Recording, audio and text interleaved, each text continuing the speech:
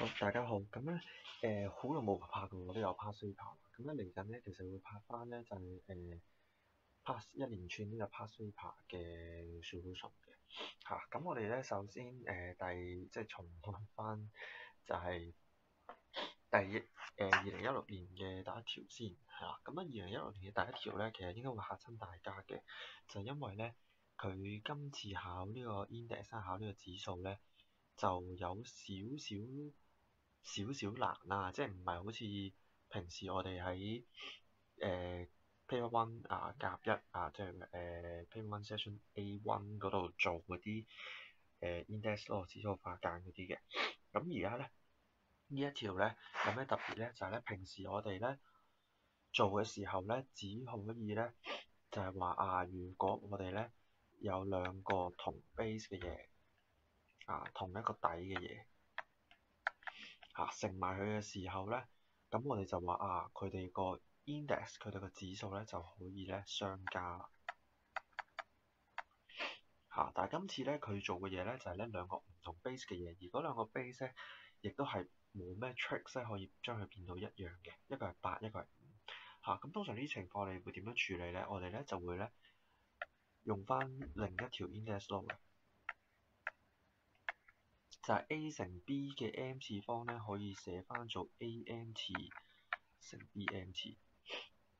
平時我哋好多時咧就咁樣做拆括號嘅，但係我哋今次就調翻轉，我哋咧就係咧 AM 次乘 BM 次咧就可以咧將個 M 次搬翻出嚟。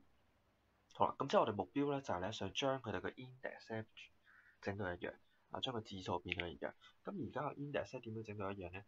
一個係222次，一個666次。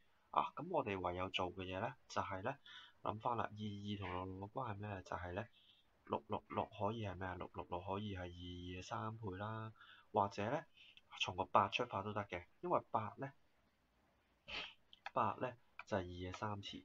咁如果咧我哋出邊仲有22次嘅話咧，就變咗咁樣噶啦。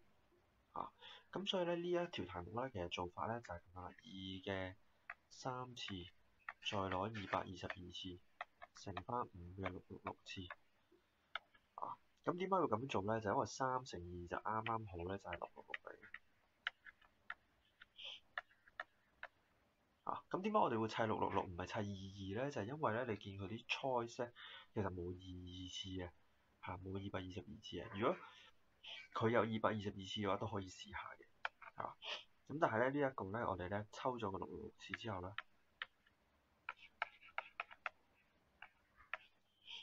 就可以寫翻做2乘5啦。咁所以咧其實就10嘅666次嚟嘅。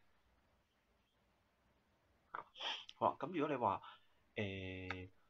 我冇砌到做66次，砌咗做22次嘅話，咁點咧？即係將呢個咧砌咗做咁樣，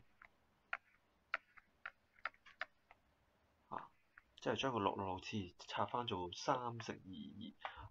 咁呢個會做啲咩出嚟咧？就會做到咁樣啦，就會變咗做8乘5嘅3次，再攞222次。咁呢度你就要撳一撳啦。咁8乘5嘅3次係幾多咧？就係1000。1000嘅222次。好啦，咁出到呢度咧，你就諗翻啦，根據即係邊個答案啦。咁其實咧1022次，咁你可以揾翻1000即係10嘅3次。咁所以最後咧都會計到10嘅666次。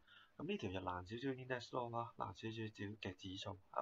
咁相信即係做呢一年咧，就正常入去考場就會怯嘅。即係如果一開始第一條就唔識做嘅話，咁但係咧其實 index law 咧就唔係淨係得嗰隻即係喺長題目做嗰隻化簡嗰一隻嘅，咁亦都有好多變化嘅。